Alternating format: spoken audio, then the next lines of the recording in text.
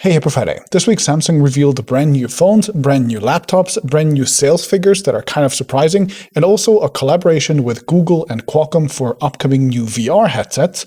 And besides Samsung, there were also crazy new AI updates this week. Welcome to the Friday Checkout.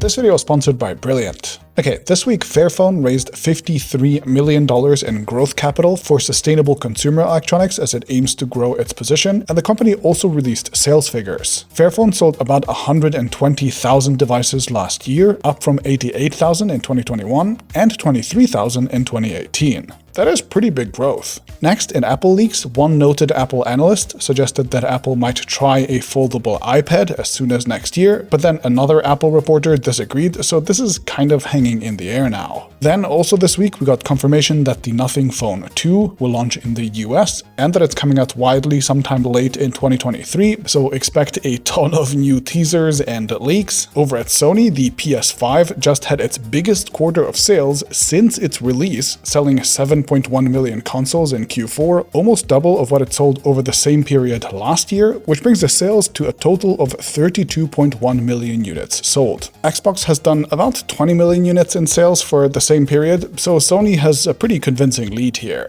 Then Instagram's co-founders have launched Artifact, which is a personalized newsfeed driven by artificial intelligence. Basically news, but driven completely by AI suggestions. What could go wrong? Next, the Biden administration published a document saying that, quote, the current mobile app store model is harmful to consumers and developers, and recommended policy changes to fix this, including sideloading. So that's one more government that officially wants to break walled app gardens. For a few weeks now, we've also been talking about smartphone numbers being bad, but this chart from IDC tells that story particularly well. We're now seeing the worst decline in smartphone sales ever at over 18%.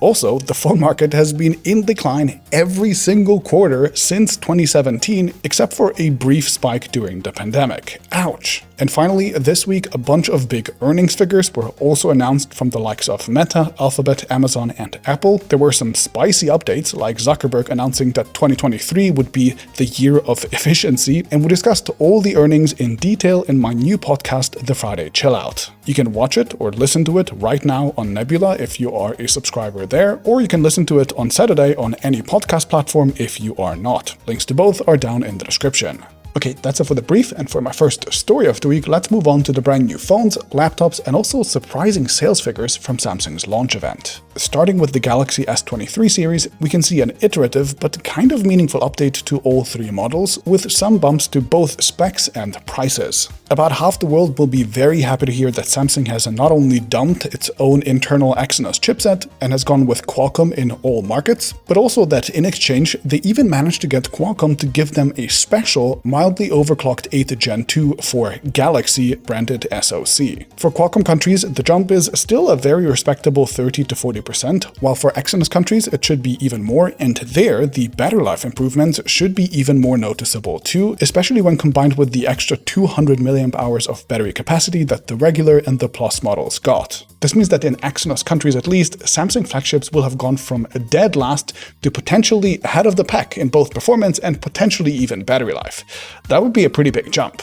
Fun fact, at the German Samsung event where I was, Samsung actually presented pretty interesting figures showing that Samsung has already actually been steadily growing in what they're calling the super premium segment, reaching 26% market share already last year, despite the Exynos chip in the past. So I guess consumers outside of our nerd bubble probably don't care nearly as much about the chip situation as we do. Anyway, the reason that Samsung thinks most people will get the Ultra is the new 200 megapixel sensor that is slightly larger and, according to Samsung, has 4 times the dynamic range of its predecessor. That is a pretty wild claim that I find a little bit hard to believe. That would be lots of light and dark previously missing from photos. Now that's still cool either way, but where things do get a little bit messy is actually pricing. In the US and Canada, prices have mostly remained the same, except for a bump of the Plus and the Ultra, which are now only available with 256 gigs of storage, while in the rest of the world we have seen some pretty major price increases, and Samsung's once fantastic trade-in offers also got a lot worse in most countries. The Galaxy S22 Ultra, for example, now only gets you $500 in credit. That's kinda harsh. Now, beside the whole category of premium devices growing for Samsung, the company also shared another interesting figure with us here at the German event,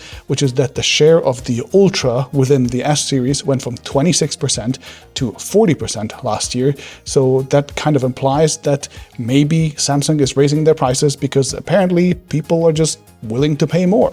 So that's it for the phones, and beside those, Samsung has also released 3 new Galaxy Book laptop lines, with the big focus being on their new 3K 120Hz AMOLED displays. These look pretty dope in real life, as you could imagine, and there are various configurations with discrete GPUs and without them, with normal and yoga form factors, etc. From this event, it really felt like Samsung was, for once, taking its laptop business a lot more seriously than it has in the past, and at the same time, it is also trying to double down a lot more on its ecosystem business, so the laptops come with a bunch of syncing features to other Samsung devices, a bit like MacBooks and iPhones. Okay, all the newly announced Samsung products are linked down in the description, and for my second story of the week, we're going to be talking about Samsung, Google, and Qualcomm teaming up to build mixed reality headsets. This collaboration was announced on stage at the end of Samsung's event, with very few details emerging other than that Samsung will be building the device, Google will be presumably building the software, and Qualcomm will be providing the chips, more or less. On top of that, Samsung's TM Rowe did go on to tell CNET that this announcement was not about a certain product or timeline yet, but that it is, quote, more of a declarative announcement about how we're going to get it right in trying to build the XR ecosystem. Samsung seems to think that now is finally the time for them to jump back into the VR AR industry because it has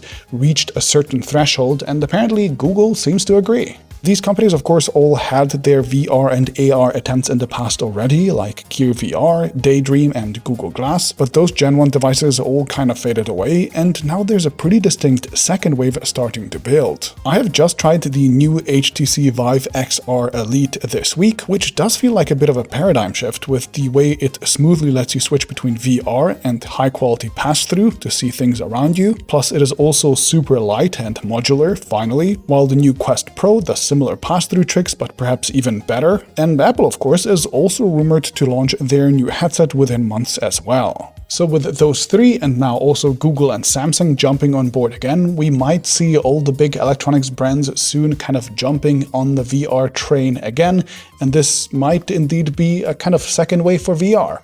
And perhaps we might actually move past just the core VR audience this time. Okay, my third story is going to be all the news around AI this week, which could honestly just be a news show on its own by now, just like this week in generative AI, something like that. Anyway, the news, of course, starts with ChatGPT. The service has apparently reached 100 million active monthly users already, just 2 months after it launched, which supposedly makes this the fastest growing consumer application in history. Now, this number isn't 100% officially confirmed, but it's obviously a pretty wildly popular service. And because of the incredible demand, there are now capacity problems, and so now OpenAI has launched ChatGPT Plus, which gives you priority access and faster response times, starting at $20 per month in the US for now, while there's also talk of a ChatGPT mobile app in the future too. ChatGPT has also been built into a new product called Microsoft Teams Premium for workspaces that the company has just launched for $7 a month, where the AI tool is used to help automatically generate things like meeting notes or suggested tasks. It can create meeting templates and more, and we've also received a report saying that Microsoft will now be able to include ChatGPT 4 into Bing, because unlike ChatGPT 3, the new version will be fast enough in responding to queries so it can work in a search context. Pretty cool. Meanwhile, Google continues to mount its response under the unit called Atlas, and it's apparently asking employees to test its new AI-powered chat products that include a new chatbot and a chatbot search engine integration as well as part of their Code Red effort. Apparently, even Google's founder Sergey Brin filed his first pull request to review code for one of Google's natural language bots lately as well, which was his first active-ish bit of coding in years, and that is either some real urgency or kind of a PR stunt. Either way, pretty wild. AI is clearly this next big wave of technology that could completely rearrange the tech landscape. And if you'd like to jump on this new wave before it kind of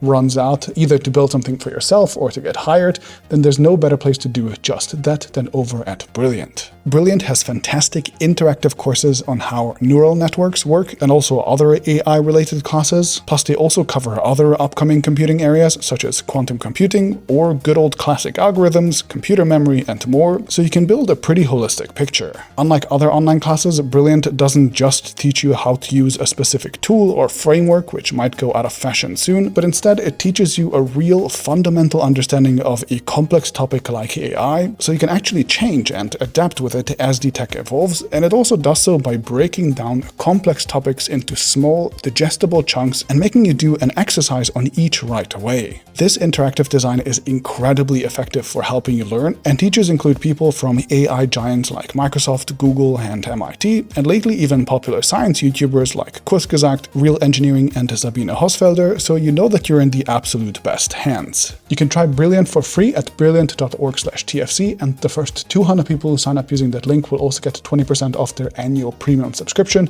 if they choose one, so check them out. Happy learning, and I'll see you next Friday.